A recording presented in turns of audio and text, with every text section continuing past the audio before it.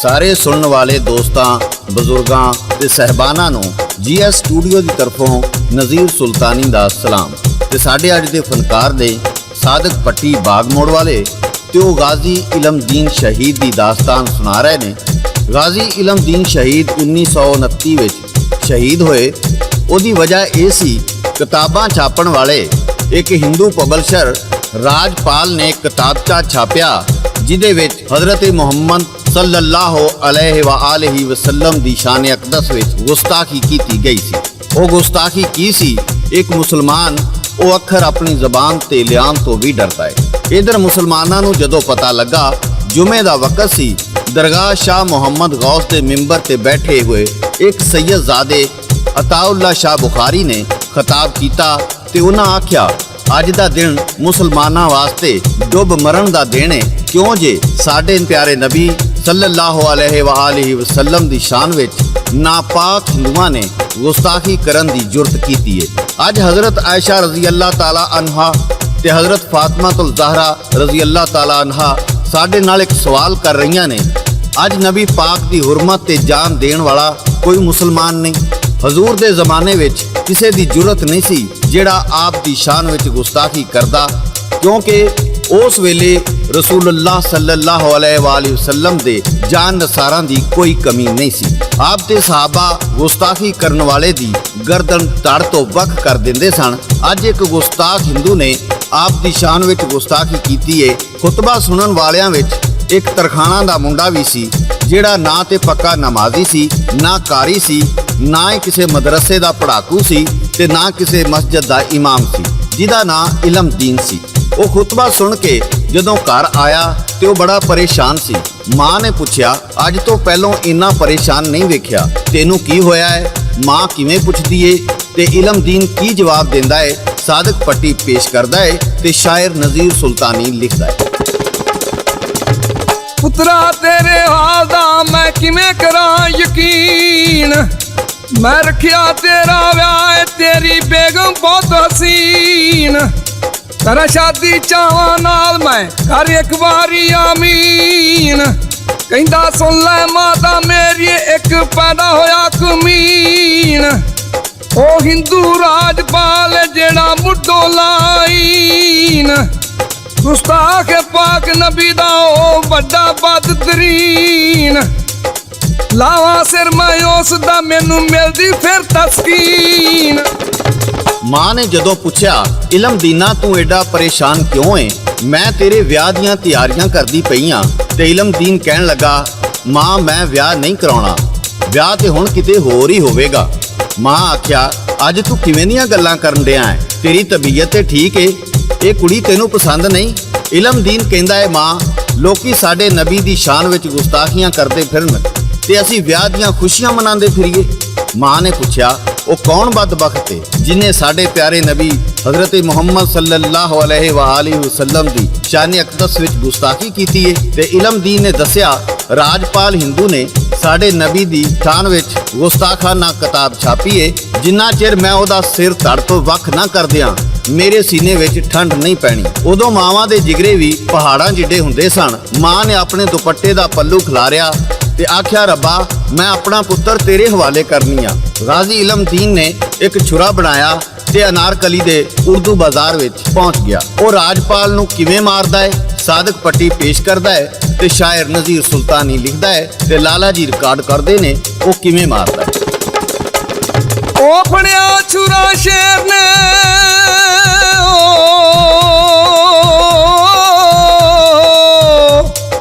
फड़िया छुरा शेर ने ते आया बिच बाजार, लभ्या राजपाल नूं ते कीते 5-7 वार, हिंदू चीका मारदा ते भज जांदा बार, तू किथे चलिया पालिया हुण आया हथ लवार, बाजा मारे भगवान नूं करो मेरे ते उतार, मैं मुसले हथी आ गया ओ देवेगा जानो मार, ना कोई ओथे बौड़िया ओ करदा रिया पुकार, ओ बड़ सरदार आय नूं ते करदा टोटे चार, ਉਹਨੇ ਲਾਈ ਧੌਣ ਕਮੀਨ ਦੀ ਤੇ ਜਾਨੋਂ ਦਿੱਤਾ ਮਾਰ।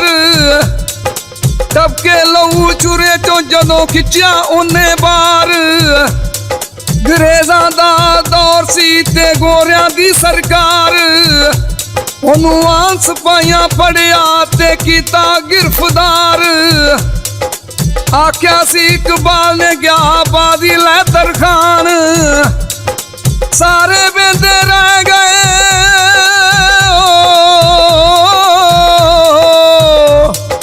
ਸਾਰੇ ਬੇਂਦੇ ਰਹਿ ਗਏ ਰਾਣੇ ਜੱਟ ਪਠਾਨ। ਹੋਇਆ ਇਲਮ ਦੀਨ ਸੀ ਸੋਹਣੇ ਤੋਂ ਕੁਰਬਾਨ। ਜਦੋਂ ਇਲਮਦੀਨ ਨੇ ਉਸ ਹਿੰਦੂ ਰਾਜਪਾਲ ਨੂੰ ਕਤਲ ਕਰ ਦਿੱਤਾ ਤੇ ਅੰਗਰੇਜ਼ ਸਰਕਾਰ ਨੇ ਉਹਨੂੰ ਗ੍ਰਿਫਤਾਰ ਕਰ ਲਿਆ ਤੇ ਮੀਆਂ ਵਾਲੀ ਜੇਲ੍ਹ ਵਿੱਚ ਬੰਦ ਕਰ ਦਿੱਤਾ। ਮੁਸਲਮਾਨਾਂ ਨੇ ਉਹਦਾ ਮੁਕੱਦਮਾ ਲੜਨ ਵਾਸਤੇ ਦਿੱਲੀ ਤੋਂ ਵਕੀਲ ਮੰਗਵਾਏ। ਕਾਇਦ-ਏ-ਆਜ਼ਮ ਮੁਹੰਮਦ ਅਲੀ ਜਿਨਾਹ ਨੇ ਗਾਜ਼ੀ ਇਲਮਦੀਨ ਦਾ ਮੁਕੱਦਮਾ ਲੜਿਆ। ਕਾਇਦ-ਏ-ਆਜ਼ਮ ਨੇ ਇਲਮਦੀਨ ਨੂੰ ਆਖਿਆ, ਤੂੰ ਇੱਕ ਵਾਰੀ ਕਹਿ ਦੇ ਇਹ ਕਤਲ ਮੈਂ ਨਹੀਂ ਕੀਤਾ ਤੇ ਮੈਂ ਤੈਨੂੰ ਰਿਹਾ ਕਰਾ ਲਵਾਂਗਾ। ਗਾਜ਼ੀ ਇਲਮਦੀਨ ਨੇ ਆਖਿਆ, ਕਾਰੀ ਮੈਂ ਨਹੀਂ ਕੁਰਾਨ ਦਾ, ਇਮਾਮ ਮੈਂ ਨਹੀਂ ਕਿਸੇ ਮਸਜਿਦ ਦਾ, ਤਸਬੀਹ ਕਦੀ ਮੈਂ ਨਹੀਂ ਫੇਰੀ ਜਿਹੜਾ ਮੈਂ ਕਿਸੇ ਇਬਾਦਤ ਤੇ ਮਾਣ ਕਰ ਲਵਾਂ। ਜ਼ਿੰਦਗੀ ਵਿੱਚ ਇੱਕੋ ਹੀ ਤੇ ਨੇਕੀ ਕੀਤੀ ਏ ਤੇ ਹੁਣ ਮੈਂ ਉਹਦੇ ਤੋਂ ਵੀ ਮੁੱਕਰ ਜਾਵਾਂ। ਮੈਂ ਇਹ ਕਤਲ ਜ਼ਿੰਦਗੀ ਬਚਾਉਣ ਵਾਸਤੇ ਨਹੀਂ ਕੀਤਾ। ਅੰਗਰੇਜ਼ ਸਰਕਾਰ ਮੈਨੂੰ ਭਾਵੇਂ ਫਾਹੇ ਲਾ ਦੇਵੇ ਪਰ ਮੈਂ ਆਪਣੇ ਕੌਲ ਤੋਂ ਨਹੀਂ ਮੁਕਰਾਂਗਾ। ਜਦੋਂ ਗਾਜ਼ੀ ਇਲਮਦੀਨ ਜੇਲ੍ਹ ਵਿੱਚ ਬੰਦ ਸੀ ਤੇ ਉਹਦੀ ਬੈਰਕ ਵਿੱਚੋਂ ਨੂਰ ਦੀਆਂ ਲਾਟਾਂ ਨਿਕਲਦੀਆਂ ਸਨ ਜਿਹੜੀਆਂ ਆਸਮਾਨ ਤੱਕ ਜਾਂਦੀਆਂ ਸਨ ਤੇ ਇੱਕ ਰਾਤ ਜੇਲ੍ਹ ਵਿੱਚ ਪਹਿਰੇ ਤੇ ਖੜੇ ਇੱਕ ਸਿੱਖ ਨੇ ਉਹ ਨਜ਼ਾਰਾ ਵੇਖਿਆ ਜਿਨੇ ਉਹਨੂੰ ਹੈਰਾਨ ਤੇ ਪਰੇਸ਼ਾਨ ਕਰ ਦਿੱਤਾ। ਉਹਨੇ ਵੇਖਿਆ ਇਲਮਦੀਨ ਆਪਣੀ ਬੈਰਕ ਵਿੱਚ ਨਹੀਂ। ਉਹਨੇ ਸੋਚਿਆ ਕਿਸੇ ਨੇ ਇਲਮਦੀਨ ਨੂੰ ਭਜਾ ਦਿੱਤਾ ਏ, ਪਰ ਜਦੋਂ ਉਹਨੇ ਵੇਖਿਆ ਨਾ ਤੇ ਜੰਦਰੇ ਟੁੱਟੇ ਸਨ ਤੇ ਨਾ ਬੂਹਾ ਹੀ ਖੁੱਲਿਆ ਸੀ। ਉਹ ਭੱਜ ਕੇ ਦੂਸਰੇ ਸਿਪਾਹੀਆਂ ਨੂੰ ਲੈ ਆਇਆ ਭਈ ਇਲਮਦੀਨ ਆਪਣੀ ਬੈਰਕ ਵਿੱਚ ਨਹੀਂ। ਜਦੋਂ ਉਹਨਾਂ ਨੇ ਆ ਕੇ ਵੇਖਿਆ ਇਲਮਦੀਨ ਨਮਾਜ਼ ਪੜ੍ਹ ਰਿਹਾ ਸੀ ਤੇ ਉਹਦੇ ਕਮਰੇ ਵਿੱਚ ਨੂਰ ਹੀ ਨੂਰ ਸੀ। ਇਹ ਨਜ਼ਾਰਾ ਵੇਖ ਕੇ ਉਹ ਸਿੱਖ ਵੀ ਮੁਸਲਮਾਨ ਹੋ ਗਿਆ। ਕੈਦੀ ਹੋਇਆ ਇਲਮਦੀਨ ਤੇ ਕੀਤੀ ਉਸ ਵਫਾ।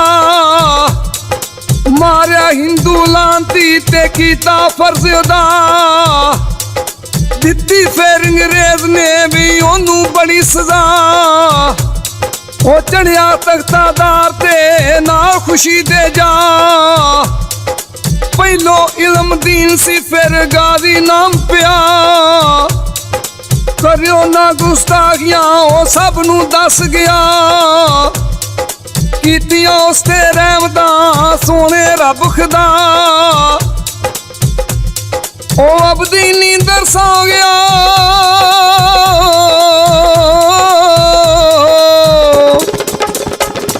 ਉਹ ਅਬਦੀ ਨੀਂਦਰ ਸੌ ਗਿਆ ਜਾ ਕਬਰ ਵਿੱਚ ਪਿਆ। ਉਹ ਅਬਦੀ ਨੀਂਦਰ ਸੌ ਗਿਆ ਜਾ ਕਬਰ ਵਿੱਚ ਪਿਆ। ਇੰਜ ਗਾਜ਼ੀ ਇਲਮਦੀਨ ਸ਼ਹੀਦ ਉਸ ਕਾਫਰ ਦਾ ਸਿਰ ਲਾ ਕੇ ਫਾਂਸੀ ਚੜ ਗਿਆ ਤੇ ਨਾਲੇ ਦੂਸਰੇ ਮੁਸਲਮਾਨਾਂ ਨੂੰ ਪੈਗਾਮ ਦੇ ਗਿਆ, ਇਹ ਜ਼ਿੰਦਗੀ ਜਿਹੜੀ ਤੁਹਾਨੂੰ ਬੜੀ ਪਿਆਰੀ ਏ ਇੱਕ ਦਿਨ ਜਾਣੀ ਏ। ਤੇ ਸ਼ਾਇਰ ਇੱਕ ਮਾਹੀਆ ਲਿਖਦਾ ਹੈ, ਕੋਈ ਕੜਿਆਂ ਦਾ ਪਾਣੀ ਏ ਸਜਣਾ ਤੋਂ ਵਾਰ ਦਈਏ ਜਿੰਦ ਉਂਝ ਵੀ ਤੇ ਜਾਣੀ ਏ। ਜੇ ਇਹੋ ਹੀ ਜਿੰਦ ਮਹਿਬੂਬੇ ਖੁਦਾ ਤੋਂ ਵਾਰੀ ਜਾਏ ਤੇ ਤਖਤਾਦਾਰ ਤੇ ਚੜਨ ਦਾ ਸਵਾਦ ਹੀ ਆ ਜਾਂਦਾ ਹੈ। ਤੇ ਇਹਦੇ ਨਾਲ ਹੀ ਸਾਦਿਕ ਭੱਟੀ ਨੂੰ ਤੇ ਲਾਲਾ ਜੀ ਨੂੰ, ਨਜ਼ੀਰ ਸੁਲਤਾਨੀ ਨੂੰ GS ਸਟੂਡੀਓ ਦੀ ਤਰਫੋਂ ਇਜਾਜ਼ਤ ਦਿਓ। ਰੱਬ ਰੱਖਾ, ਰੱਬ ਰੱਖਾ, ਰੱਬ ਰੱਖਾ।